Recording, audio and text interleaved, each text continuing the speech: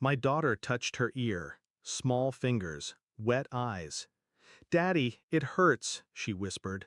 It was 3:17 a.m., the kind of hour when everything feels heavier than it should. She hadn't stopped crying since I got back from my business trip. 2 days, that's all I was gone. She'd been with her mother, and her grandmother, the people who were supposed to protect her. The emergency room was quiet, too quiet. A nurse took her in. The doctor followed. 10 minutes later, he came back out holding a small plastic vial. His face was wrong, too pale, too still. He didn't sit down.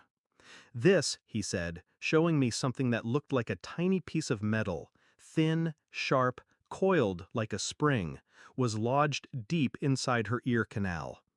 I couldn't speak. "She didn't put it there," he added. Pause. Measured breath. It was deliberately placed.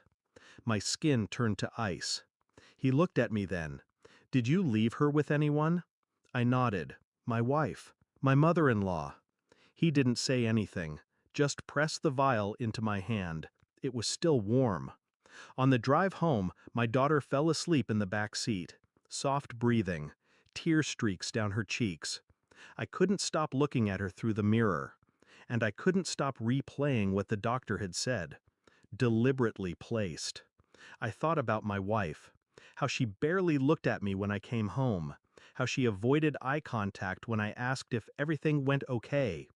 Just the usual tantrums, she'd said. She missed you. She hadn't even touched our daughter that night, not a kiss, not a hug. And her mother, cold as ever, smiling too much, saying too little. They'd both seemed off. I wanted to believe it was nothing, I really did, but I felt it. That sick weight in my gut, the kind of feeling that doesn't go away with sleep. I started watching, quietly, placed cameras in the living room, the hallway, her bedroom, installed a tracking app on my wife's phone. I told myself it was just to be sure, that I was being paranoid. Then I dug deeper, searched through our daughter's pediatric records. This wasn't the first time she'd complained of ear pain, just the first time it hadn't gone ignored. 4 previous visits, all brushed off as infections, all when I'd been traveling. And then I found something else. Receipts from a pharmacy across town. Ointments, sedatives, eardrops not prescribed to our daughter, all bought under my wife's name, picked up by her mother. There was no reason for any of it, unless the reason was something far worse than illness. The footage came in slow, blurry frames. It took days to catch anything, until finally, there it was. 2:14 a.m., our daughter sleeping. My mother-in-law entering the room, closing the door quietly behind her.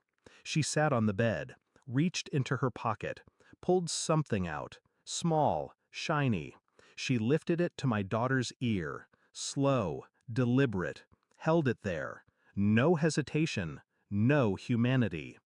I didn't watch the rest, didn't need to. I copied the video, sent it to my private email, backed it up in the cloud, burned it to a disk. Then I waited for my wife to come home.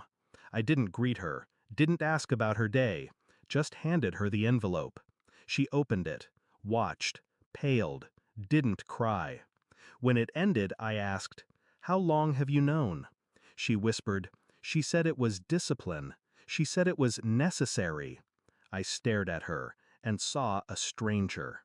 I didn't raise my voice, didn't touch her, just walked to the kitchen, opened the drawer, pulled out the custody papers. "I filed 3 days ago," I said. Her eyes widened. "You can't." I already did. I placed the footage next to the documents, and the police will have this by morning, unless you confess first. "You'd destroy your own family?" she asked. "No," I said. "You did."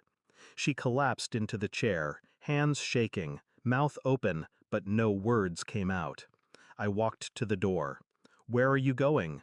I didn't answer, because I didn't owe her anything. My daughter's laugh sounds different now, lighter.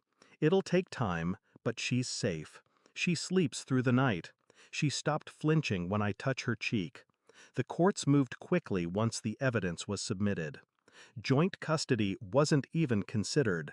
They called it abuse, neglect, conspiracy. I called it the end.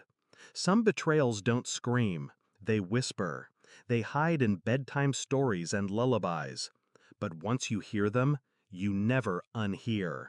And once you see it, you never go blind again.